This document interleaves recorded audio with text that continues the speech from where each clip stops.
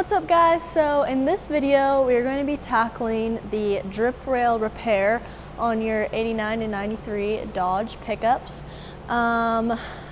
If you have one of these trucks, you might notice the drip rail starting to rust out kind of under here on the underside of the drip rail, and it's actually because it's rusting from the inside of the roof out. So today I'm going to be showing you how I'm fixing it, and instead of just putting a band-aid on it like I did a while back, we're actually going to fix it this time so that it doesn't come back again, or at least won't come back for a very long time.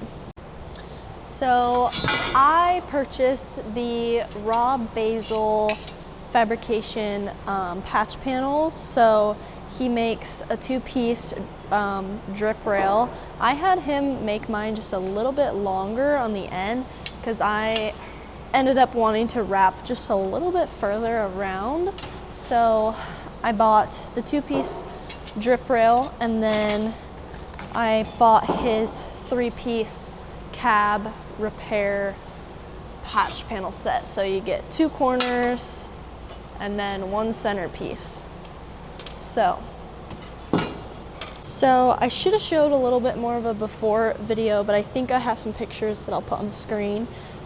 So there's actually three pieces at the front part of your roof. So you have your outer, your inner, and then there's actually this piece right there that's cut.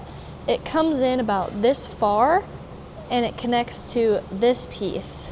So this is the piece that actually rusts out the worst. So the way that this works, I will put another picture in that is Rob Basil's diagram, but the roof pretty much comes down into the drip rail and stops, just like those patch panels are. And then the drip rail itself actually comes up in, and then there's a flap that goes up, and the flap comes up right about to here on this old piece.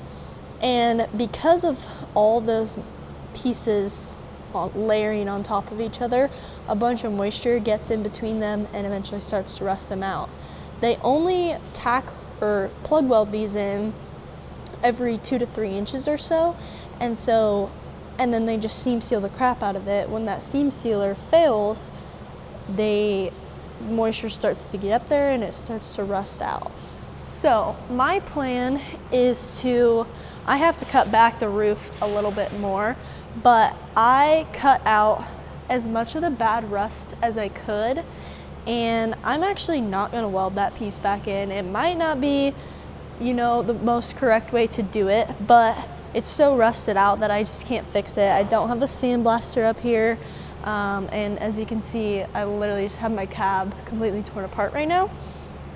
So I'm going to cut the roof back a little bit more, and then I'll probably either cut more of this off or grind some more of it down, and then I'm gonna get a wire wheel down in there, and then I'm gonna clean up as much as I can. And I have some products that I'm gonna show you that I'm gonna use that will hopefully kind of convert the rust as much as possible. And then we're gonna be using copper weld through primer on the back sides of all of the patch panels. And then we are going to shoot as much inside of this roof as we can with anything so that it doesn't continue to rust out.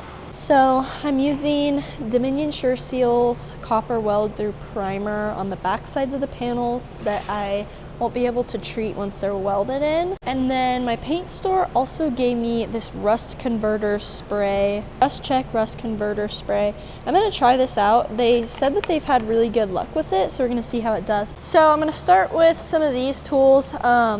What I'm gonna do is for this inner roof skin, I'm gonna try and clean up as much of the flash rusting in there as I can to start.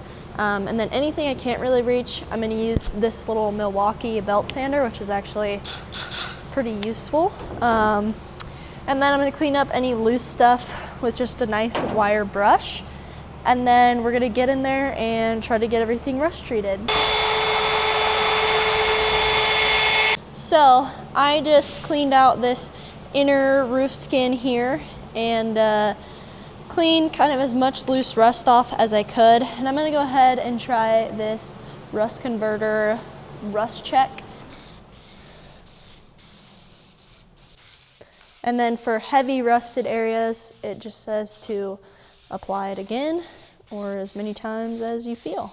Just got all that sprayed in there. I'm kind of waiting for it to dry, but as you can see, it turned a lot of this rust black and then it turns the bare metal purple. We'll probably have to respray at least this lip, but my plan is to weld the drip rail along this lip right here, kind of right where it starts, right on this ridge before it goes down, because your windshield will sit right here with your gasket. My plan is to weld these on first so that once these are all in place, I can take the roof patches, bring them in, and they'll actually just sit right in here. Most of these drip rails have a little cap thing that covers where they meet, but I'm actually just going to cut my drip rail and then I'm going to weld this one to the factory one. Now that I've cut that, it's pretty close to where I need it. Might have to do a little bit of hammer work just to get them to line up perfectly. We should be able to just kind of tack that and then weld it all up. I'm just gonna get this side tacked in place because I got it pretty well cut up where I need it to be. And then once I get this kind of in place and kind of held down pretty good where it needs to be, I'm gonna get that side prepped and ready to go. I didn't want to cut that side out just yet because I only have so much of this and I have more material on the truck and I don't want to have to try to fab up my own. As you can see, I tacked that. I need to clean that up. My welder wasn't set up right, but I got these two tacked together kind of roughly, and then I went along and I pushed this to the contour of front of the cab and I tacked it there, and then I tacked it here, and then I tacked it down here. I did tack down here first and ended up cutting it back out because I couldn't push it back in right here because it needed to kind of push in, and when you push it in, it pushes it a little bit further this way. And so I ended up cutting those two little tacks out and I tacked here instead. But you can see that it's right along the same ridge all the way across, because you want to make sure that you have enough room for your windshield gasket and windshield to go in. Now that we got that side tacked up, I'm fitting this side to get ready. So I'm probably actually going to cut some off of this and I'm going to tack it to like right about there instead of going all the way around the corner here. I just got this one fit up. So pretty much I have cut it to where I can butt weld it on either end. When I do this, I actually will kind of get a rough cut where it's going to be, and then I'll take a little grinder, or I was using just my little belt sander, and I'll just take material off of the end of either this or this piece, and then I will just take material off until it lines up pretty close. You don't want a big gap, otherwise it's going to be hard to tack it together. Okay, so we got the drip rail fully welded in, and then I ground most of the welds down so that when I bring the other patch panel in, it should sit kind of smooth in there. I still have to cut this out a little bit and do a little bit more there, and then we're going to shoot a bunch of weld through primer in here. So what I've done here is drilled out a bunch of holes to do the spot welds on, and then my plan is to butt weld this corner up until here, and then I'm just going to overlap all the way across the center, and then I'll butt weld the centerpiece in, and then same thing over here. So this doesn't fit kind of perfectly right there, so my plan is to tack weld it here where it fits pretty good, and then might have to cut a little stress crack in to bend it down because there's quite a bit of a gap.